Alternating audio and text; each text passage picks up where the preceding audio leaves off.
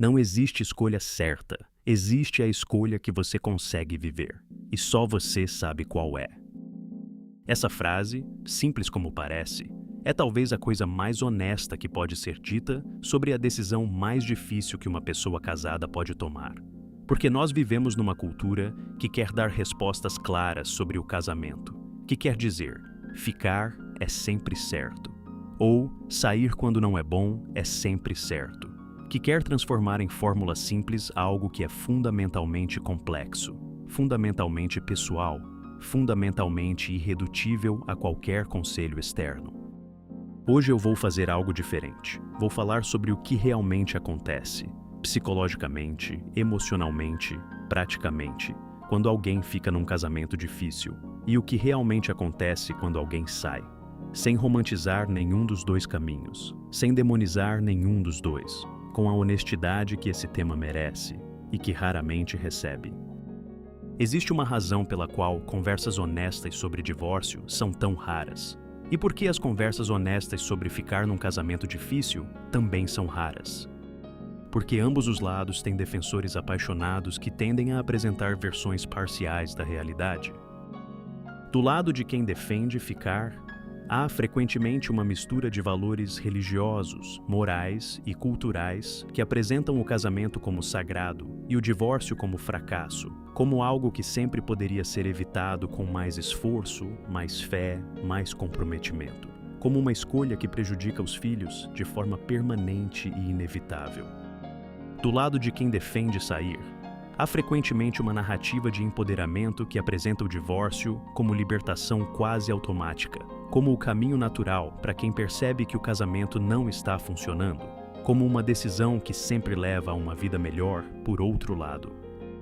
Ambas as narrativas são parciais, ambas têm elementos de verdade, e ambas omitem complexidades que precisam ser parte de qualquer conversa honesta sobre o que essas escolhas realmente implicam.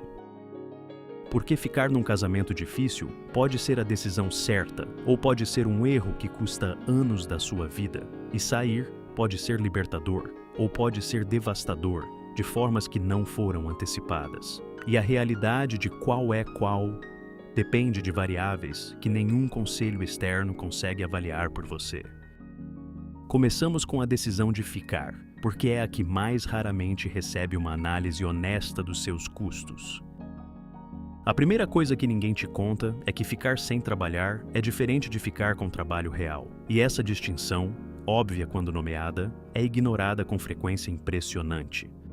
Ficar sem trabalhar é permanecer no casamento sem que nada de fundamental mude, sem as conversas que precisam acontecer, sem a mudança de padrões que criaram o problema, sem ajuda profissional, sem o esforço ativo de reconstruir o que foi se perdendo. É ficar pela forma enquanto o casamento continua se deteriorando por dentro. Muitas pessoas, quando dizem que estão ficando sem trabalhar, estão presentes fisicamente enquanto ausentes emocionalmente, estão cumprindo papéis enquanto o casamento real, a conexão, a intimidade, o projeto compartilhado, foi há muito tempo. E o custo de ficar sem trabalhar é imenso. São anos, às vezes décadas, de uma vida que não é completamente vivida, de uma versão de si mesma que nunca se torna possível dentro das restrições do casamento que não funciona, de um modelo que os filhos absorvem sem que ninguém perceba o que estão aprendendo. A segunda coisa que ninguém te conta é que ficar com trabalho real é genuinamente difícil. Não é uma escolha nobre que vem com facilidade. É um trabalho que exige de cada um dos dois coisas que frequentemente não querem dar. Vulnerabilidade real. Honestidade sobre coisas que é mais confortável não nomear. Paciência com um processo que é não linear e que frequentemente parece que não está avançando. E há momentos nesse processo onde sair pareceria mais fácil, onde o peso do que está sendo trabalhado parece grande demais. E continuar, nesse momento, é um ato de escolha ativa que exige algo que vai além do amor. Exige comprometimento com um processo mesmo quando o processo é doloroso. A terceira coisa que ninguém te conta é que ficar, mesmo com trabalho real, mesmo com esforço genuíno dos dois lados, não garante o resultado que você quer. Há casamentos que foram trabalhados com honestidade e dedicação, e que mesmo assim não encontraram um lugar onde ambos conseguiam estar de forma que valesse. Porque as incompatibilidades eram mais profundas do que o trabalho conseguia resolver. Porque as pessoas que os dois se tornaram não eram mais compatíveis de uma forma fundamental.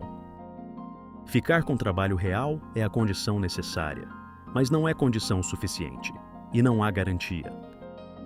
Do outro lado, existem coisas sobre o divórcio que raramente são ditas com honestidade, que a narrativa do empoderamento frequentemente omite. A primeira é que o divórcio dói mais do que você imagina, e de formas que não esperava. Mesmo quando é a decisão certa, mesmo quando você sabia que era necessário, mesmo quando há alívio, e frequentemente há alívio, na decisão tomada, há uma dor que vem junto, o luto pelo que havia, mesmo quando o que havia já não existia de verdade há muito tempo. O luto pela versão de você que era casada. O luto pelo futuro que imaginava quando casou. O luto pela estrutura familiar que existia. Esse luto é real, é legítimo, e não é sinal de que a decisão foi errada. É parte inevitável do processo. A segunda coisa é que a solidão depois do divórcio é real, especialmente nos primeiros meses, especialmente se o casamento era a sua principal fonte de companhia e de estrutura cotidiana. Você vai sentir a falta, não necessariamente dele, mas do que a presença de alguém proporcionava, da casa cheia, da rotina compartilhada, do não ter que fazer tudo sozinha. E essa solidão, mesmo sendo temporária, mesmo sendo parte de um processo de reconstrução, é real enquanto está acontecendo e precisa ser antecipada, para não ser interpretada como sinal de que sair foi errado. A terceira coisa é que o divórcio não resolve os problemas que você trazia para o casamento. Isso talvez seja a coisa mais importante que raramente é dita. Se você entrou no casamento com feridas não resolvidas, padrões de apego inseguros, relação difícil com autonomia, baixa autoestima, necessidade de validação externa, o divórcio não cura essas feridas. Elas vão com você e vão estar presentes na próxima relação e na próxima. E a esperança de que uma vida sem esse casamento vai ser automaticamente melhor frequentemente ignora que parte do que tornava o casamento difícil eram coisas que você traz, não coisas que o casamento criou. Isso não é razão para não sair. É razão para sair com consciência, com disposição de fazer o trabalho interno que o casamento não resolveu e que nenhuma outra relação vai resolver no lugar. A quarta coisa é que sair não é o fim, é um começo. E começos são difíceis mesmo quando são necessários. Há uma reconstrução que precisa acontecer, de identidade, de rotina, de relações, de finanças, de quem você é fora do casamento. Essa reconstrução leva tempo, e enquanto está acontecendo, é desconfortável. E a promessa de que do outro lado vai ser melhor é frequentemente verdade, mas o outro lado não é imediato. É o resultado de um processo que tem sua própria dificuldade. Existe uma pesquisa considerável sobre o que acontece com a felicidade e o bem-estar das pessoas depois do divórcio, e o que ela mostra é mais nuançado do que qualquer narrativa simples. A pesquisa mostra que pessoas que saem de casamentos que descrevem como muito infelizes tendem, ao longo do tempo, a reportar níveis de bem-estar similares ou maiores do que quando estavam no casamento.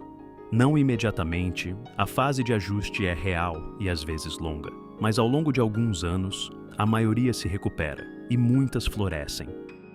Mas a pesquisa também mostra que pessoas que saem de casamentos que descrevem como moderadamente insatisfatórios, não péssimos, mas não bons, nem sempre reportam melhora no bem-estar depois do divórcio, porque a insatisfação que sentiam no casamento não era necessariamente causada pelo casamento em si, era causada por padrões e feridas que continuaram presentes depois. E a pesquisa mostra que o fator que mais prediz bem-estar depois do divórcio, além da qualidade do casamento que foi deixado, é o nível de suporte social, a saúde financeira e a capacidade de construir identidade e significado de forma independente do papel de cônjuge. Em outras palavras, o que determina como você vai estar depois não é só a decisão de sair, é quem você é quando sai, os recursos que tem, a rede que tem, a clareza sobre quem é além do casamento. E essa é talvez a informação mais prática de todas, porque sugere que preparar-se bem para sair, não de forma precipitada, mas de forma consciente e estruturada, afeta significativamente o que vem depois. O medo do arrependimento é central em qualquer decisão sobre ficar ou sair e merece ser examinado com honestidade. Arrependimento de sair é possível. Há pessoas que saíram e depois se arrependeram, que perceberam que o que tinham era melhor do que o que veio depois, que num estado de clareza diferente, teriam trabalhado mais o casamento, que a relação que deixaram tinha mais fundação do que percebiam no momento da decisão. Esse arrependimento é real, é legítimo, e não é sinal de que a decisão foi errada, é parte inevitável do processo. Mas arrependimento de ficar também é real. Há pessoas que ficaram por anos, por décadas, e que olhando para trás percebem que os anos que passaram tentando preservar algo que não funcionava foram anos que não voltam, que a versão delas que poderiam ter sido ficou esperando enquanto o casamento as mantinha presas. Nenhuma decisão é isenta de risco de arrependimento. Ambos os caminhos têm arrependimentos possíveis associados. O que a pesquisa sobre arrependimento mostra, e que é relevante aqui, é que as pessoas tendem a se arrepender mais de ações que não tomaram do que de ações que tomaram. Em perspectiva de longo prazo, o arrependimento de não ter tentado, de não ter saído quando deveria, de não ter mudado algo que precisava ser mudado, esses arrependimentos tendem a ser mais persistentes e mais dolorosos do que os arrependimentos de ações tomadas. Isso não é argumento definitivo para nenhum dos lados. É apenas uma perspectiva sobre como o arrependimento funciona, que pode ajudar a avaliar o risco de cada caminho de forma mais equilibrada. Existem perguntas que podem ajudar a criar clareza onde há confusão, não como fórmula, como convites à honestidade consigo mesma. Primeira pergunta: se eu tirar os filhos da equação, se eles não fossem um fator na decisão, o que eu faria? Isso não significa que os filhos não importam, significa separar o que você quer do que você sente que deve, porque saber o que você quer é o ponto de partida de qualquer decisão consciente. Segunda pergunta: em 10 anos, se ficar e as coisas continuarem como estão, como vou estar? E se sair e reconstruir, como vou estar? Não a versão otimista de cada cenário, a versão realista, baseada no que você conhece sobre si mesma, sobre ele, sobre o casamento. Terceira pergunta: se uma amiga minha estivesse na situação exata em que estou, o que eu diria para ela? Frequentemente somos mais honestos e mais claros quando estamos avaliando a situação de outra pessoa do que a nossa própria. A distância que damos para o problema de uma amiga é a distância que precisamos tentar criar para o nosso próprio. Quarta pergunta: o que eu estou esperando que aconteça que vai tornar a decisão mais fácil? Se você está esperando um sinal, uma mudança dele, uma certeza que ainda não chegou, uma clareza que vai aparecer por si mesma, essa espera tem um custo, e perguntar o que você está esperando frequentemente revela que o que espera não vai chegar da forma que imagina. E quinta pergunta, talvez a mais importante de todas: o que eu sei por dentro que ainda não tive coragem de dizer em voz alta? Porque frequentemente a clareza já existe, não completa, não sem contradição, mas há uma parte de você que sabe, que tem uma resposta que ainda não foi admitida completamente.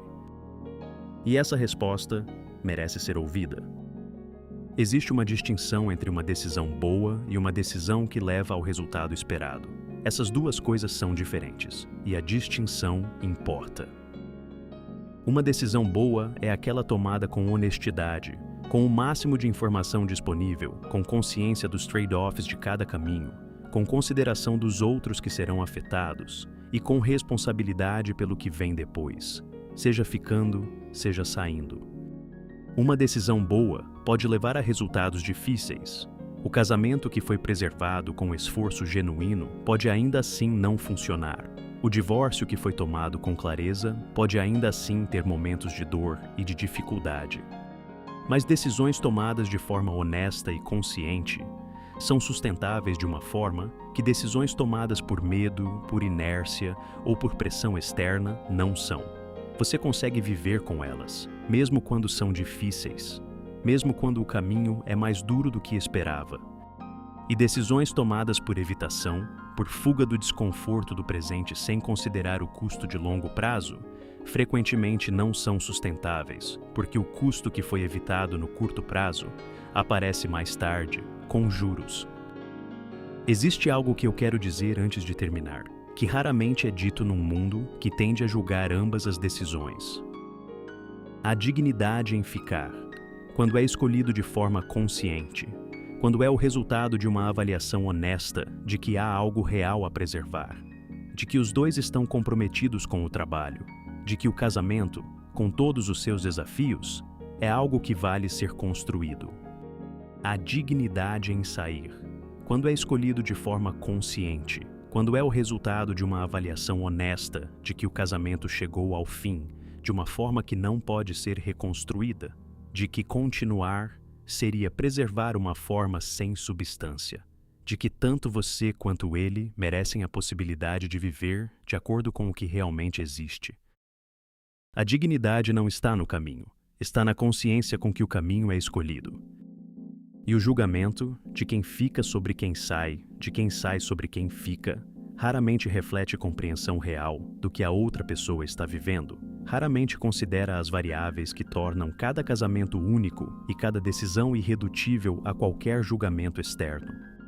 Você está tomando uma das decisões mais difíceis que existe, com informação incompleta, com emoções intensas, com pressões de todos os lados, com o peso de tudo que já foi investido e de tudo que ainda está por vir.